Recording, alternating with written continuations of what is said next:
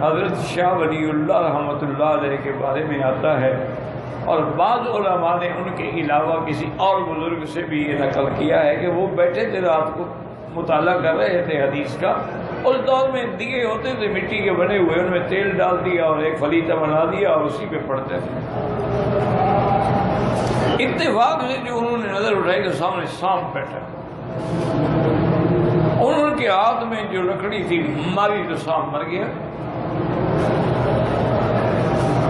تھوڑی دیر گزری کہ دو آدمی آئے اور وہ ایسے معلوم ہوتا تھا جیسے پولیس کے آدمی ہوں، ان کی وردی میں.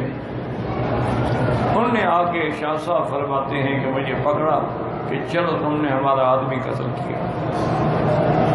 اللہ کے بندے میں نے تو کوئی آدمی قتل نہیں کیا. انہوں نے کہا نہیں، بہرحال یہ کام ہمارا نہیں، ہمیں تو حکم ملا ہے کہ پکڑ کے پیش کرو. وہ کہتے ہیں جی انہوں نے مجھے پکڑ لیا. پکڑنے کے بعد انہوں نے کہا کہ آنکھیں بند کرو. میں نے آنکھیں بند کی. کچھ دیر کے بعد جو مجھے انہوں نے کھولا تو وہاں تو کوئی نظارہ ہی عجب تھا. بڑے بڑے شامیانے لگے ہوئے تھے اور بڑی بڑی مسجدیں بنی ہوئی تھیں، اور ایک مسجد پہ ان کے بادشاہ بیٹھے تھے، اور ان کے دائیں بائیں جو ہیں ان کے وزراء اور ان کے علماء اور سب لوگ بیٹھے. فرماتے میں حیران ہو گیا کہ اتنی جلدی میں کس ملک میں آ گیا ہوں، یہ کون سا ملک ہے؟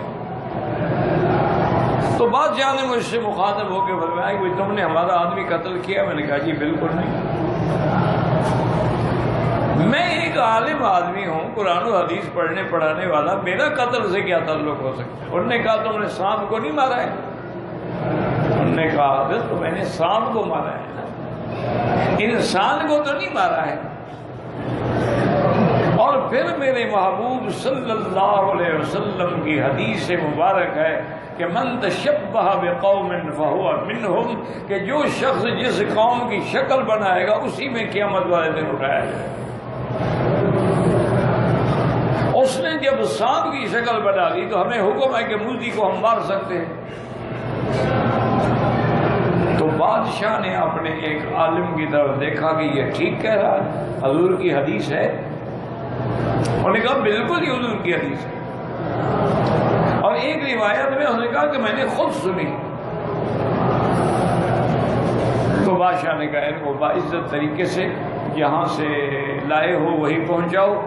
تو میں نے ان بزرگوں سے کہا، میں نے کہا حضرت مجھے تو اب جہاں پہنچائیں گے مجھے یہ رات تو بتانے کہ بھائی ہم سب جن ہیں، اور جنات جو ہیں وہ مختلف شکلیں اختیار کر لیتے ہیں.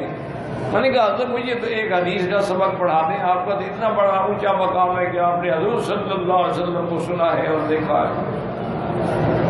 تو میں نے ایک حدیث پڑھی تو انہوں نے مجھے حدیث پڑھانے کی اجازت دے دی. تو اب درمیان میں تو کوئی واسطہ ہی نہ رہا نا، وہ تو صحابی تھا، صحابی اور حضور صلی اللہ علیہ وسلم یہ سب سے اعلیٰ سند ہوتی. ویڈیو کے نیچے سبسکرائب کے بٹن پہ کلک کریں، بیل کے آئیکن پہ کلک کیجئے تاکہ ہر نئی ویڈیو کی نوٹیفیکیشن آپ کو مل جائے.